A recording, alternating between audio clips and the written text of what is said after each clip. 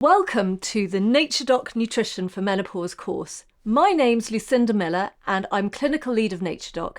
And this is wonderful Emma Davis, who is probably our most experienced menopause and women's health expert in the NatureDoc team. She's looked after thousands of women during their perimenopausal and menopausal years. Welcome, Emma. Thank you, Lucinda. It's so nice to be here. I feel so passionately that we can empower women to get through what can be a very troubling stage of life and give them the nutrition tools and lifestyle tips to help them glide through what can be a difficult time. So, about 4 years ago, I had a hysterectomy for various reasons, and I thought I was prepared for the menopause, but this being a surgically induced menopause, it was like slamming into a brick wall. I've never had so many symptoms from head to toe that really affected my everyday life, my ability to work, my relationships, my ability to parent. Will I become super anxious? Some women do see quite high levels of anxiety, but I think so much of it is not knowing what's happening to their body. And I think that then fuels any anxiety from the loss of hormones. Your body will adapt to the loss of those hormones. And again, it's putting in place the basics to help with anxiety levels. Emma, that was incredibly helpful.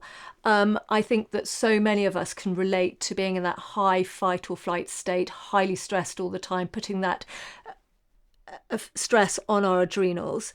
And then also a lot of women do experience a sluggish thyroid or an autoimmune thyroid. And again, that can affect things so much. So these are two really important areas to support prior to going into the menopause. This is a bit more controversial. Is menopause a disease?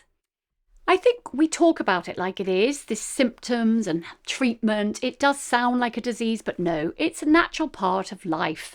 I think what's happening is that our diet and lifestyle in the UK and in the Western world has made it more of a problematic time for many women. So these symptom things are more severe. So in Japan, we know that really menopause isn't even a word they understand.